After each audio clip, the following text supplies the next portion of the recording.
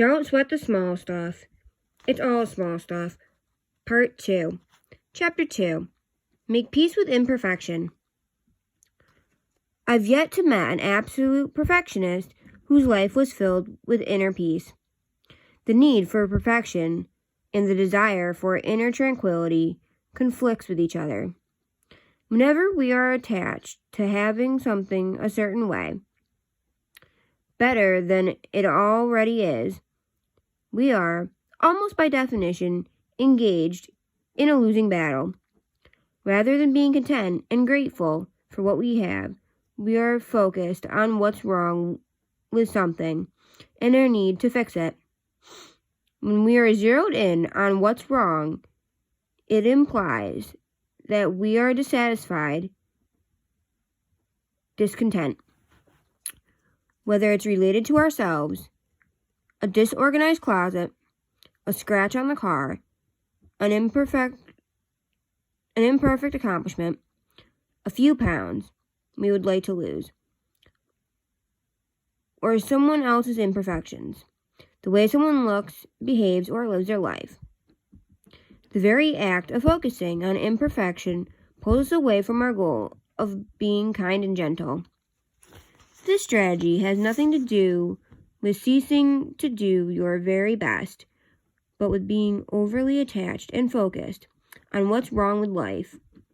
It's about realizing that, well, there's always a better way to do something. This doesn't mean that you can't enjoy and appreciate the way things already are. The solution here is to catch yourself when you fall into your habit of insisting that things should be other than they are. Gently remind yourself that life is okay the way it is right now. In the absence of your judgment, everything would be fine. As you begin to eliminate your need for perfection in all areas of your life, you'll begin to discover the perfection in life itself. Chapter 3. Let go of the idea that gentle, relaxed people can be superachievers. One of the major reasons so many of us remain buried, frightened, and competitive, and continue to live life as if it were one giant emergency, is our fear that if we were to become more peaceful and loving, we would suddenly stop achieving our goals. We would become lazy and apathetic. You can put this fear to rest by realizing that the opposite is actually true. Fearful, frantic thinking takes an enormous amount of energy and drains that creativity and motivation from our lives. When you are fearful or frantic, you literally immobilize yourself from your greatest potential, not to mention enjoyment. Any success that you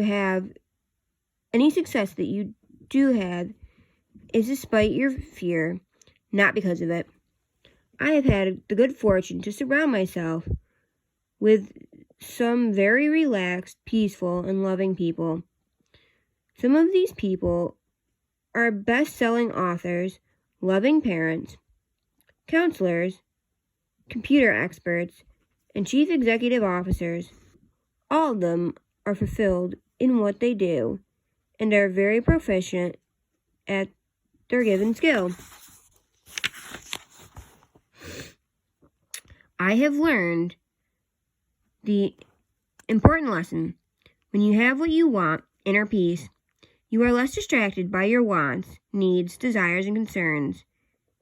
It's thus easier to concentrate, focus, achieve your goals, and to give back to others. Be aware of Chapter 4. Be aware of the snowball effect of your thinking. A powerful technique for becoming more peaceful is to be aware of how quickly your negative and insecure thinking can spiral out of control. Have you ever noticed how uptight you feel when you're caught up in your thinking? And to top it off, the more absorbed you get in the details of whatever is upsetting you, the worse you feel. One thought leads to another, and yet another, until at some point you become incredibly agitated. For example, you might wake up in the middle of the night and remember a phone call that needs to be made the following day. Then rather than feeling relieved that you remembered such an important call, you start thinking about everything else you have to do tomorrow. You start rehearsing a probable conversation with your boss, getting yourself more upset. Pretty soon, you think to yourself, I can't believe how busy I am. I make 50 phone calls a day. Whose life is this anyway?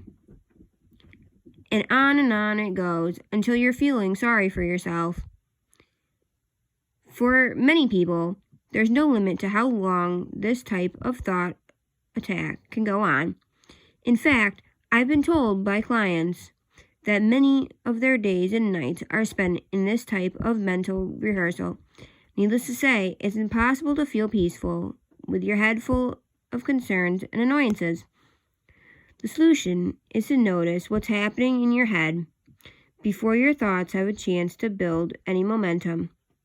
The sooner you catch yourself in the act of building your mental snowball, the easier it is to stop. In our example here, you might notice your snowball thinking right when you start running through the list of what you have to do the next day. Then instead of obsessing on your upcoming day, you say to yourself, phew, there I go again, and consciously nip it in the bud. You stop your train of thought before it has a chance to get going. You can then focus not on how overwhelmed you are, but on how grateful you are for remembering the phone call that needed to be made in the middle of the night. Write it down on a piece of paper and go back to sleep.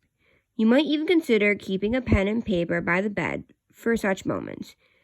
You may indeed be a very busy person, but remember that filling your head with thoughts of how overwhelmed you are only exacerbates the problem by making you feel even more stressed than you already do.